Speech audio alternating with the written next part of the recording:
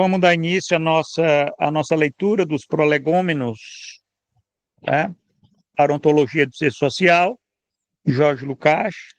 Estamos lendo a parte final desses prolegômenos, aonde o filósofo húngaro ele começa a fazer um tratamento aqui, uma discussão sobre o conceito de estranhamento, né? Quer dizer, isso é muito interessante, porque esses prolegômenos foram os últimos escritos do Lukács vivo, né? Inclusive, foi escrito depois dele escrever a Ontologia do Ser Social.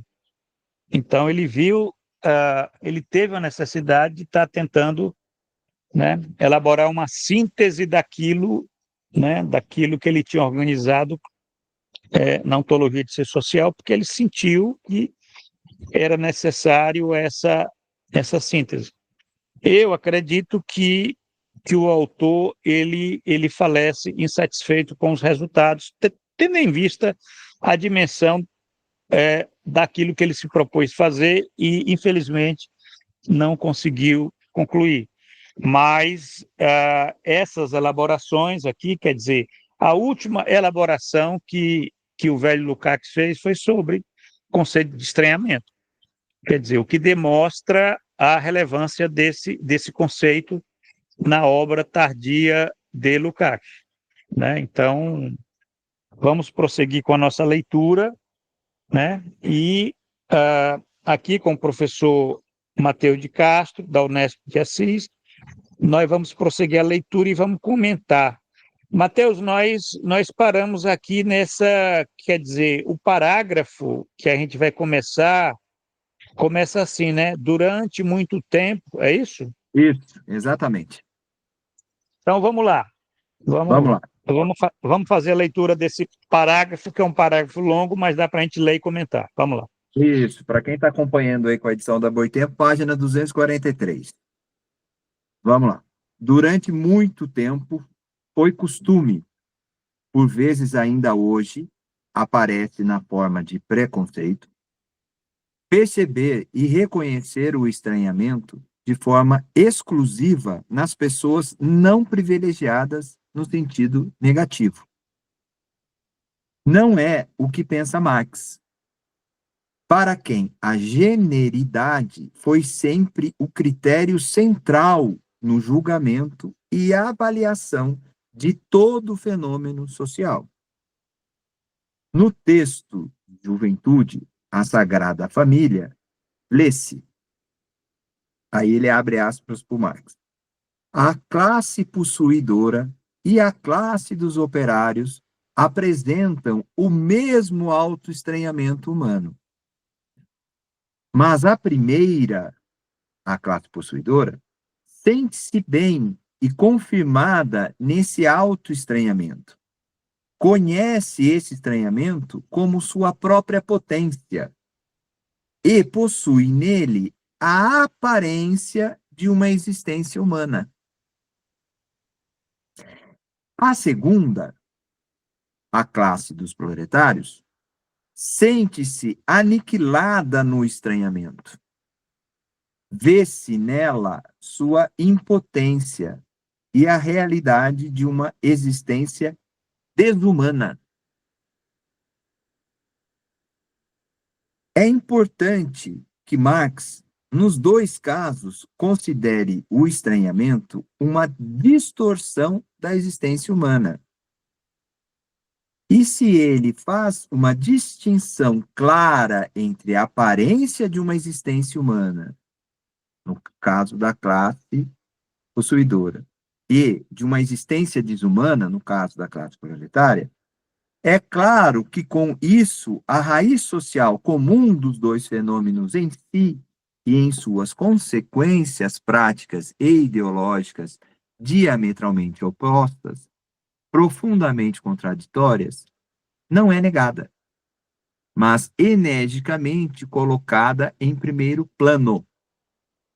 De fato, o estranhamento é ontologicamente importante, precisamente porque, como fenômeno sócio-histórico, não mostra apenas essa contradição destacada por Marx nas reações de seus beneficiários e de suas vítimas, mas também possui, nas mais diversas formações, como consequência dos diversos modos de posse e uso do mais-trabalho, formas fenomênicas muito diferenciadas, tanto subjetivas quanto objetivas, da praxis política social até a ideologia.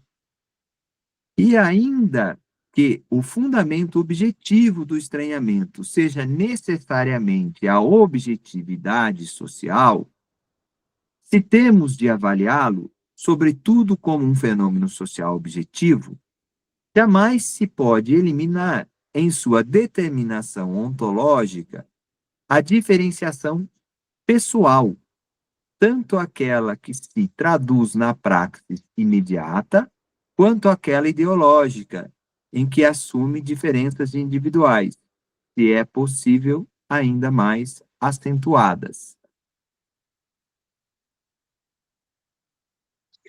Interessante esse parágrafo, hein? Muito interessante aí. Você quer comentar alguma coisa? Aqui eu acho que merece destaque, né, Giovanni? Ele está entrando claramente, definitivamente, como a gente já havia feito lá no final do podcast passado, né, do episódio passado, nessa questão do estranhamento, né? E trazendo aqui de forma clara que o estranhamento ele se manifesta de diversas formas, né? Ele é um fenômeno social e ele tem diversas formas de manifestação. Então, que às vezes, na aparência, a gente confunde e vincula o estranhamento como se fosse uma característica aparente uma característica da realidade aparente daqueles desfavorecidos. E não é, né? Ele também se apresenta para as pessoas favorecidas nessa relação, né? Porque a relação social ela é a produtora da realidade, né? Ela não apesar de ele estar destacando aqui a questão individual do estranhamento, também é outro fato importante de destacar, né? A raiz da questão do fenômeno é sócio-histórica, né? A raiz do fenômeno do estranhamento, ela é sócio-histórica. Então, esse processo onde liga esse grupo de explorados e exploradores, né, daquele que fornece mais trabalho àquele que explora, produz uma relação estranhada, né, para os dois lados, né? Quer dizer, é uma relação que se configura ali de forma contraditória ao desenvolvimento da personalidade, para ambos, né? Para ambos, porque se trata de uma questão vinculada ao desenvolvimento da generidade humana que está impedido ou que está acontecendo de forma fragmentada, de forma outra, que não aquela que favoreça o desenvolvimento do indivíduo e do gênero, né? É isso, assim, que eu consigo destacar desse parágrafo, Giovanni. É interessante isso daí, porque, veja bem, é que pelo que eu estou entendendo, o conceito de estranhamento aqui que está colocado é o seguinte, é uma distorção da existência humana, né? Pelo que, a partir, inclusive, desse texto de juventude, né? De Marx, A Sagrada Família, né?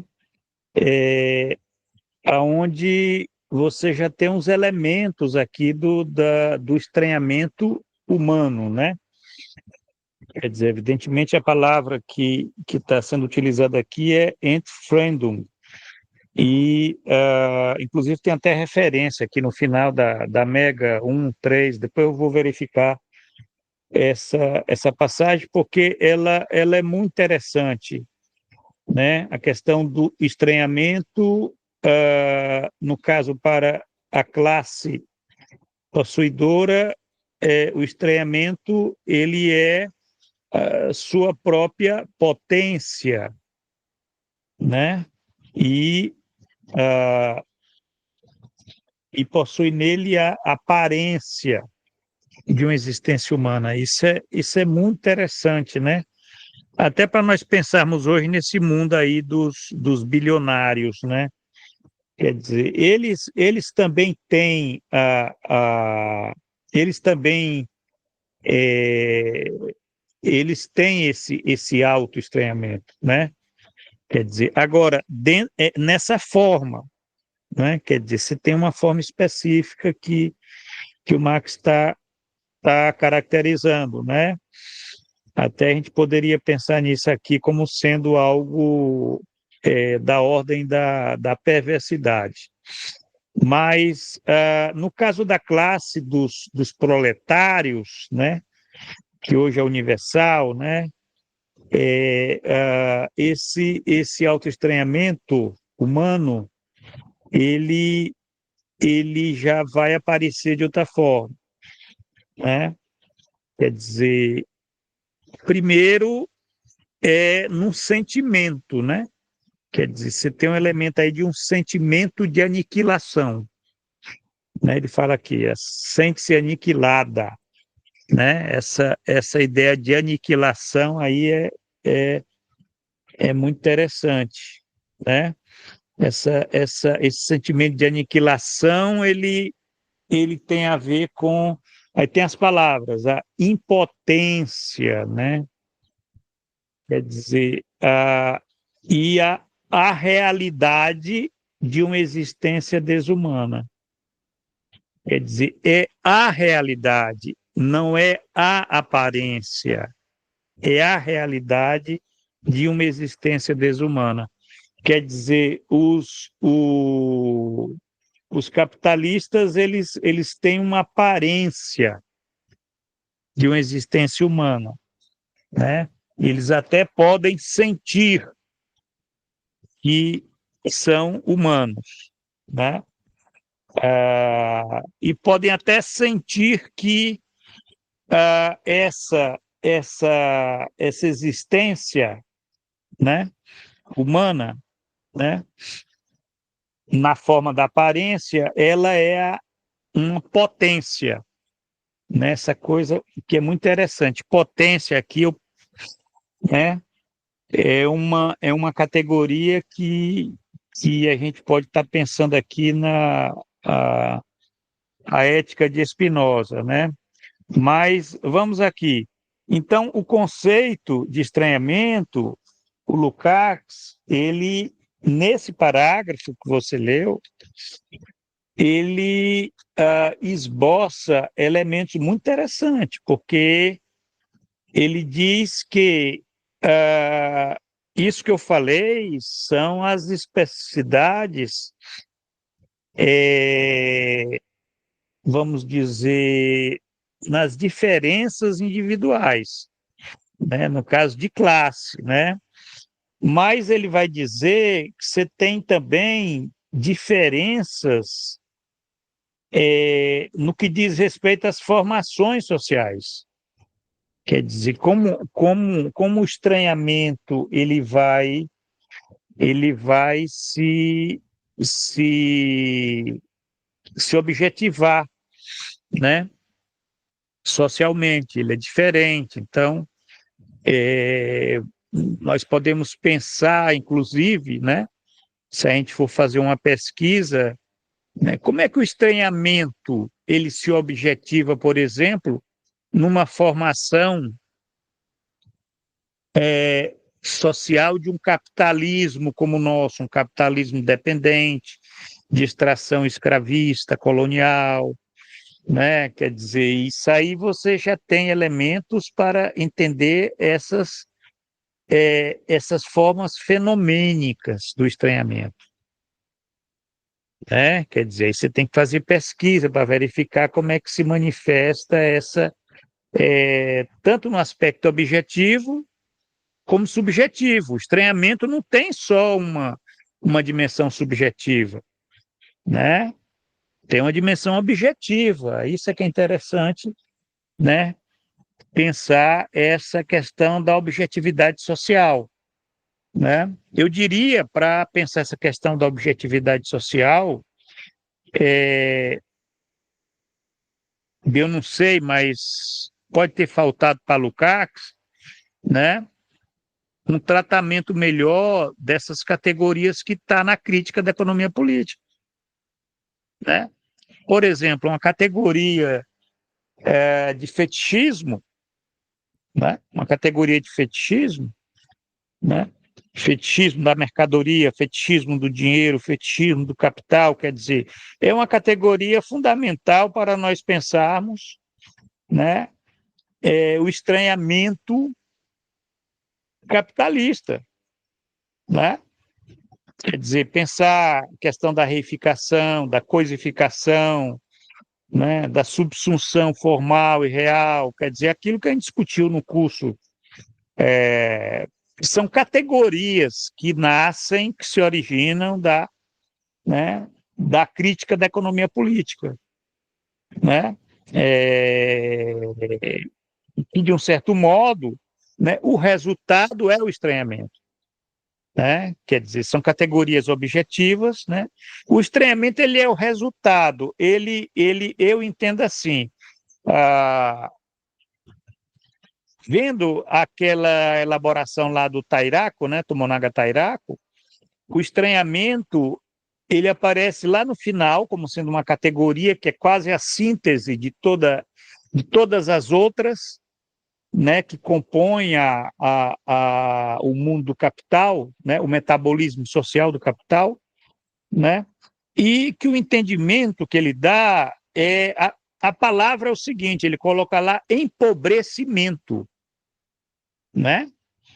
Evidentemente, aqui a gente tem essa ideia de distorção da existência humana, que está lá na Sagrada Família, mas Lukács falou também uma outra expressão né? Nesse mesmo texto que a gente está discutindo aqui, em outra passagem, né? Como é que ele caracterizou a violentação do lado subjetivo, né? Quer dizer, você tem um desenvolvimento, né? Da generalidade, né?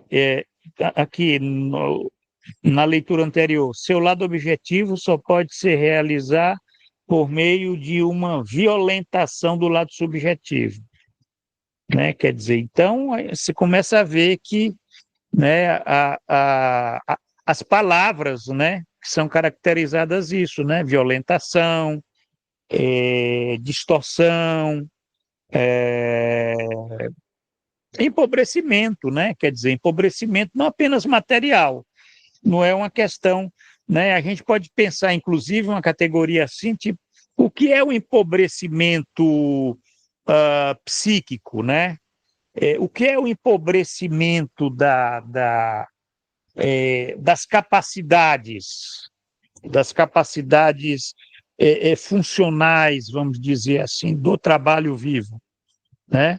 A questão do sentimento, da percepção, do entendimento, e vem as categorias aí que a gente pode estar pegando nas ciências,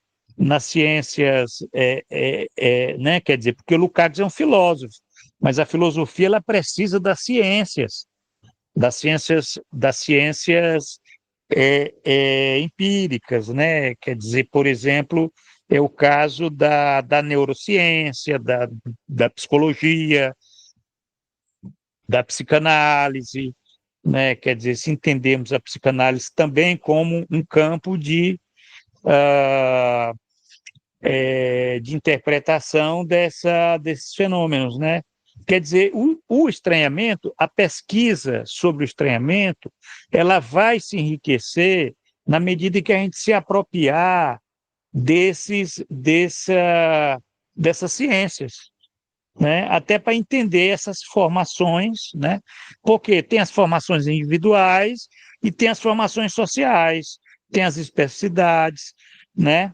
Tem a questão objetiva, né? Porque aí você tem que entender as condições, né? As condições ligadas, por exemplo, existem até formas de estranhamento que são que diz respeito a formas do trabalho, né? Esse que a gente estava falando aí do micro trabalho, né? Com certeza pode-se fazer um estudo para verificar a forma específica, a especificidade do estranhamento nessas condições, né? Nessas condições objetivas e subjetivas, nessas práticas e também né, como o próprio Lukács colocou, né, na praxis político-social até a ideologia, né? Porque a questão aí diz respeito a esse conceito de ideologia também que Lukács discute, né? Não é ideologia no sentido gnoseológico, é ideologia no sentido ontológico, né? Quer dizer, a ideologia ela é o veículo do estranhamento. Isso é que é interessante, quer dizer, o estranhamento ele é uma categoria síntese, ele envolve a praxis, né? A praxis político-social, ele envolve a, a, a objetividade social, com essas características que nós discutimos aí do metabolismo social do capital, e envolve também essa questão, né? Essa questão ideológica, né? Quer dizer, é um fenômeno, né? O estranhamento ele é um fenômeno, ele é um complexo, né? Ele é o complexo de complexo, não é simplesmente você falar distorção da existência humana, mas há distorções e distorções, né? A distorção que sofre um professor não é a mesma distorção que sofre um motorista da Uber, né? Quer dizer, essa distorção da existência humana, tal. Eu acho que isso é muito interessante, esse parágrafo. Bom, eu não sei se você tem mais alguma coisa para colocar, Matheus, mas dá para a gente ainda ler esse próximo parágrafo. Nós temos ainda aí uns 15, 20 minutos, certo? Vamos lá. Sigamos, então. A nota pessoal não é apenas uma característica ineliminável do estranhamento, mas, na diferenciação que daí brota, indica determinações objetivas importantes do próprio fenômeno social.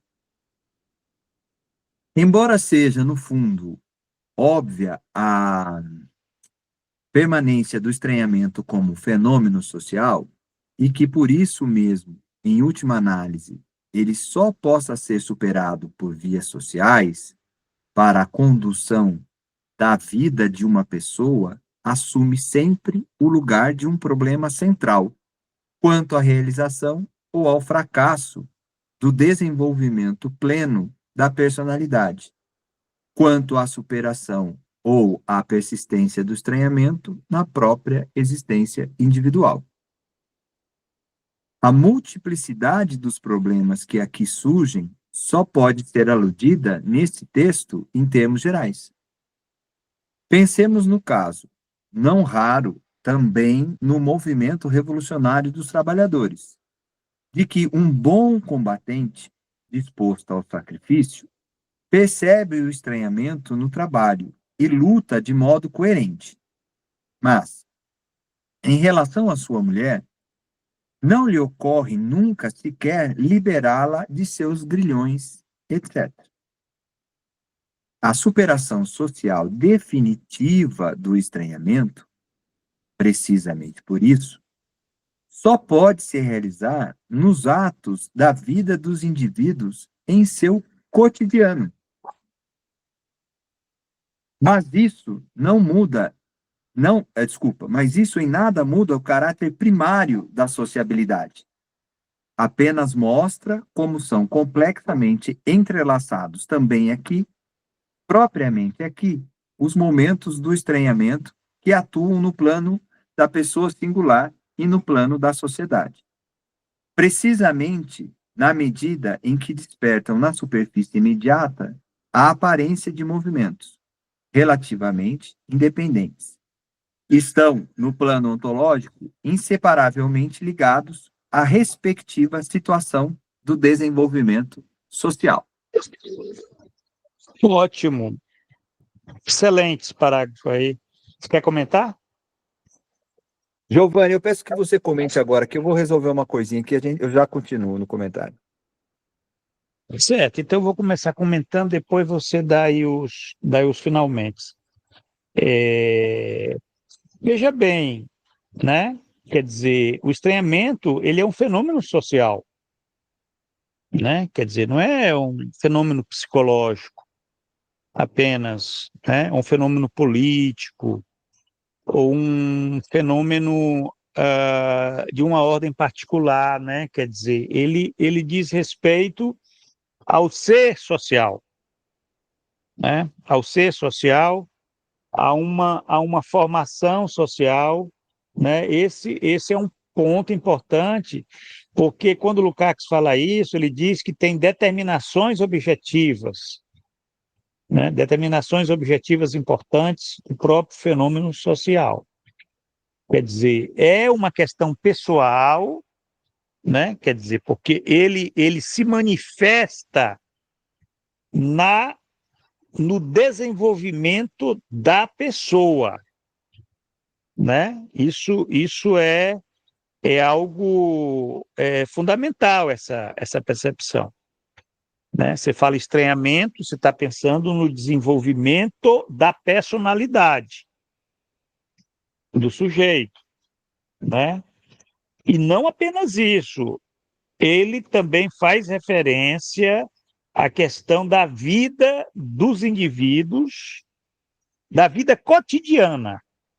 Então, quer dizer, você tem aí, olha só, você tem aí já três amarrações que nós não podemos desprezar, né? A primeira é a questão do ser social, né? Quer dizer, tem esse elemento aí fundamental que diz respeito à formação social, né? O segundo é a questão da pessoa, da personalidade. Você fala pessoa, você fala personalidade, desenvolvimento da personalidade, quer dizer, aí já é um conceito para, uh, para que nós possamos entender, né? Agora, é claro, isso está vinculado aos atos da vida dos indivíduos em seu cotidiano.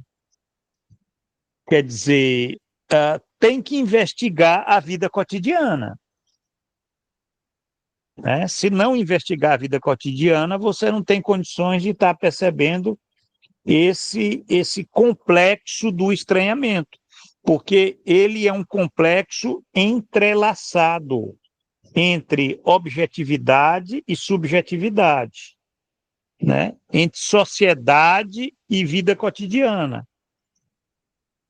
entre individualidade e, e pessoa, né?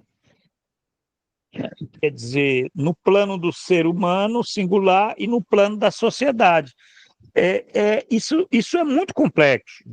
Isso é muito complexo. Tem que ter uma dialética aí para como é que é essa dialética entre esses dois planos, né? O plano do ser humano singular, né? Na sua singularidade, na sua a forma singular, né?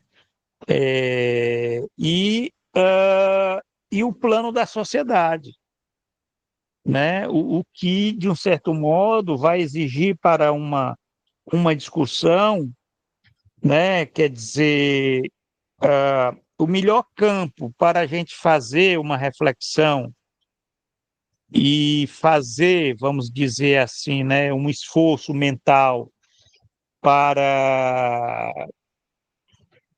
para a discussão desse complexo do estranhamento, né, é através, por exemplo, das obras de arte, né, por exemplo, da literatura, do cinema, do teatro, né, porque ali você tem a representação, né, a representação desses complexos, né, desses complexos de personalidades típica, se a gente for pensar no caso do realismo, né, estético, né, que o Lukács ele passou a vida discutindo isso, né, crítica literária, né, escreveu uma estética, né, da estética ele foi para a ontologia, né, e na ontologia a categoria fundamental e última que ele vai discutir na vida dele é a categoria de estranhamento. Quer dizer, porque o estranhamento ele está presente na vida e está presente na arte, porque para ele a arte é, é um reflexo, né? É um reflexo não mecânico, né? É dialético da vida social, aonde você tem essa dialética entre o ser humano singular e a sociedade, né? Você pode até pensar, por exemplo, Machado de Assis, né? Através da obra de Machado de Assis, você tentar analisar ali através daquelas personalidades, daqueles personagens, né? Fazem parte da obra desse autor, né? Ali você pode ser um bom laboratório para tentar investigar as formas de estranhamento daquela sociedade brasileira lá do século XIX, né? Isso é muito interessante, isso aí, porque é como se... porque ali você tem a vida cotidiana, né? Você tem esses elementos da personalidade, da vida dos indivíduos, né? E também tem esse elemento da objetividade social, né? Que estão ali colocados quando você pega um autor realista, né? Graciliano Ramos, né? Que também que é muito rico se pensar, né? Quer dizer, a obra de arte ela pode ser um bom recurso, né? Para a gente fazer essa pesquisa, né? A gente tira né? A gente sai do campo lá né? Dos estudiosos lá de literatura, né? E vai para o campo mesmo do estudo filosófico, do estudo sociológico, enfim, do estudo ontológico, né? A ontologia da vida, a ontologia do ser social é uma ontologia da vida cotidiana. Isso Lukács já falava. Então, aqui está revelado. Por quê? Porque é na vida cotidiana que esse fenômeno, né, ele aparece, né? É na vida cotidiana. Né? Ele dá o exemplo até aqui do revolucionário, o cara é revolucionário, tal, é sindicalista, é de esquerda, tal, mas vai ver como é que é a vida conjugal dele, como é que ele trata a mulher dele, né? Quer dizer, é uma deformação da existência humana. Aí entra uma questão da cultura, da prática, né? São momentos do estranhamento que atuam no plano do ser humano singular e no plano da sociedade, aonde mesmo o caso, por exemplo, desse bom combatente, né, que o Lukács fala aqui, né, quer dizer que ele percebe o estranhamento no trabalho, né, ele luta contra o estranhamento no trabalho, mas você vai ver a vida doméstica dele, ele é um machista, né? Ele oprime, é, isso mostra que, na verdade, que essa existência humana singular, ela não é coerente, necessariamente coerente, né? Quer dizer, essa deformação que ele fala aqui, né? Essa distorção da existência humana, ela perpassa tanto a gregos como troianos. Não tem assim. Se você vive numa sociedade como a nossa, você não tem como fugir, né? Em algum momento ali você está, né? Principalmente as classes, né? Isso vale tanto para as classes dos proletários como a classe dos capitalistas, né? A classe dos capitalistas você vai ter formas específicas lá de estranhamento, né? Porque são pessoas que cuja potência é essa, né? A potência deles, né? É essa desumanidade, né? Quer dizer, o que é uma coisa mais contraditória, né? Quer dizer, como é que você vai ter potência na desumanidade, né?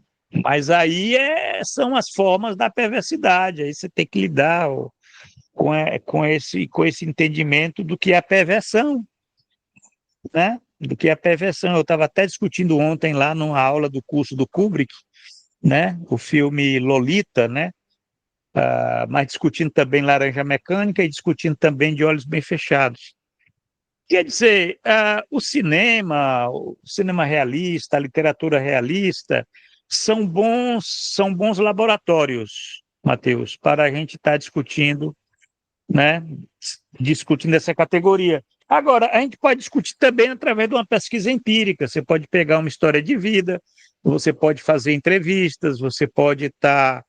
Aí tem que ter aquela perspicácia do analista, né, que consiga, né, tá identificando essas contradições, né, como o Lukács colocou aqui, o cara é um bom combatente, mas ele até nem se aprofunda muito, ele diz, mas em relação à sua mulher, não lhe ocorre nunca sequer liberá-la de seus grilhões, quer dizer, e o Lukács estava vivendo numa época da ascensão do feminismo, né? Quer dizer, e imagina aqui no Brasil como isso é a vida das pessoas né? Dos proletários, né? Ela é desumanizada a uma dimensão em todos os sentidos, desumanizada no trabalho, desumanizada nas relações, né? Com a mulher, desumanizada nas relações, inclusive que se tem consigo, né? Porque também você tem estranhamento, autoestranhamento né? Quer dizer, é um campo de pesquisa muito amplo que deveria estar sendo utilizado para tratar essas formas concretas, né? Porque o Lukács ele é filósofo, ele colocou só os elementos mais categoriais gerais. Agora eu passo a bola para você fazer as considerações finais necessárias desse nosso podcast. Ô, Giovanni, me alegra muito ler esse parágrafo aqui, né, e poder comentá-lo, porque eu acho que começa a se explicitar aí para nós, para quem nos ouve, enfim, para todo mundo, a importância do indivíduo, né, aqui. E não como algo único, mas como parte, né, desse ser social, né? Então, muitas pessoas se aproximam quando a gente vai falar de Lukács e acham que o indivíduo desaparece, né? Porque ele está falando do ser social. E não é nada disso, né? Ele está trazendo a importância do indivíduo nesse processo, né?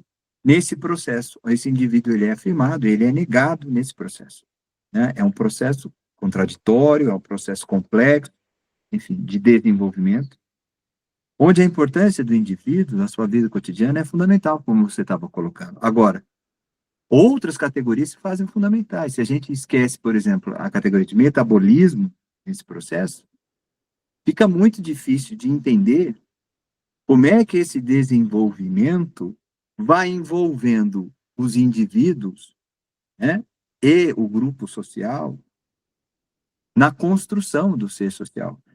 E numa construção que é contraditória, né? Quer dizer, é um metabolismo, são trocas que vão possibilitando o desenvolvimento desse ser, assim como as outras trocas anteriores, de outros metabolismos anteriores, o metabolismo orgânico, dos seres orgânicos, o metabolismo inorgânico, dos seres inorgânicos, quer dizer, são outras trocas que são realizadas. Aqui, esse ser social e seu metabolismo social, né, traz a dimensão simbólica à tona, e esse metabolismo que ele está colocando aqui, ele é fundamentalmente um processo que envolve, né, o social. né? A linguagem, o trabalho, a linguagem, a ação consciente sobre a realidade do ser social, deveria propiciar o desenvolvimento dessa personalidade como uma unidade, como ele vem falando desde o começo, uma unidade que permite ao ser que dá respostas, dar respostas. Respostas no sentido do desenvolvimento ontológico da sua personalidade, né? Do desenvolvimento histórico dessa personalidade envolvida em cada particularidade. Mas há uma contradição, né? Uma contradição que vai se apresentando na forma de apropriação dos frutos desse trabalho pela própria sociedade. O gênero, né, e o indivíduo aqui em conflito, né, como ele vai mostrando nos parágrafos anteriores, né, um se apropriando do mais trabalho do outro, mas nem por isso deixando de estar subjugado ao estranhamento, quando impinge ao outro, quando rouba do outro, quando, né, se apropria desse mais trabalho do outro. Né? Então, as condições vão se colocando para todos, mas a condição de indivíduo não desaparece, porque os estranhamentos são diferentes. Né? Então, esse ir e voltar, esse afirmar e negar o indivíduo e o grupo e a generalidade, né, é extremamente importante. E vai levar a um outro fato extremamente importante de estudar essa questão, porque a gente pode entrar, né, nessa questão. Para que estudar? Em que sentido pensar isso aqui? Ele fala aqui, bem no meio do parágrafo, né? A superação social definitiva do estranhamento, precisamente por isso, só pode se realizar nos atos da vida dos indivíduos, em seu cotidiano. Então, há uma superação social do estranhamento. Olhar para a realidade e tentar compreendê-la a partir desse metabolismo do ser social, desse processo de desenvolvimento do ser social, nos permite também pensar numa superação desse estranhamento. Né? Então, essa contradição que se coloca no desenvolvimento da personalidade humana, no desenvolvimento humano, nesse empobrecimento que vem com o estranhamento, é possível de ser superado. Né? Então, há possibilidades de que a gente trabalhe sobre isso, de que a gente invista sobre isso, que a gente supere o estranhamento, né? Com o investimento na nossa generalidade. Né? Mas esse investimento da generalidade, ele se dá no cotidiano, na vida comum, das pessoas simples, né? Das pessoas comuns. Então, é um trabalho que é possível de ser feito, e a gente pode, então, se apropriar desse conhecimento, dessa forma de pensar a realidade, para pensar práticas, né? Como você falou, não só de pesquisa, né?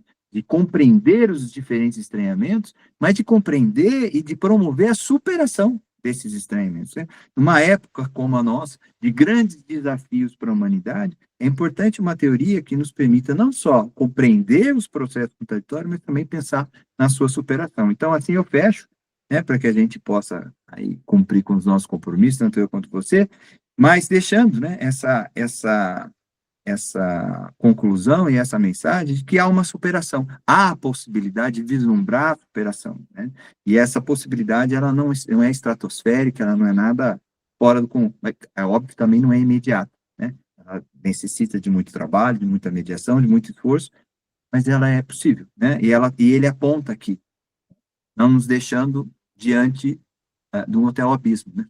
É isso, Giovanni. É isso, interessante. Você falou, é um elemento importante, mas só antes de fechar, uma coisa me veio à mente. É muito interessante você pensar esse conceito de estranhamento a partir das categorias da segunda ordem de mediação do capital, que o Mesaros ele nos apresenta aqui no Para Além do Capital, né? No capítulo 4, onde ele apresenta essa segunda ordem de mediações do sistema do capital. Quer dizer, ela é perpassada pelo estranhamento, né? Quer dizer, o estranhamento ele perpassa, né? Pelo entendimento que eu estou tendo do Lukács, ele perpassa todas essas mediações secundárias, né? Quer dizer, a família nuclear, a família, os meios alienados de produção, o dinheiro, os objetivos fetichistas da produção, o trabalho, a formação do Estado, do capital, etc, etc. Quer dizer, você tem aí um complexo do estranhamento, que é uma categoria rica, que é claro que o Mesaros ele tá tentando decifrar aqui, né, nesse capítulo 4, que eu recomendo até a leitura, né, aonde ele tem aqui no 4.5 a articulação alienada da mediação da reprodução social básica e a alternativa positiva, né? Isso que você colocou aí, né? Quer dizer, tem toda uma reflexão, é claro que a partir, né, do Mesaros ele tenta fazer aí uma filosofia do capital, né? Mas não do capital no sentido que está lá no Marx, quer dizer, a crítica do capital, mas do capital como um metabolismo social, né? Uma forma de controle do metabolismo social. Então fica a dica aí de fazer esse cruzamento, né? Quem sabe em algum momento a gente para fazer esse cruzamento, mas é isso. É isso, Matheus. Foi muito boa a discussão, a conversa aqui. 2 parágrafos muito ricos. E vamos, na próxima semana, prosseguir essa nossa leitura dos prolegômenos, né? E é isso aí, gente. Obrigado pela atenção e divulguem esse podcast. Façam ele circular porque isso é conhecimento concentrado, né? Da melhor qualidade. É isso aí. Um abraço, Um Giovanni. abraço, Até semana que até vem. a próxima. Tchau. Valeu, tchau, tchau.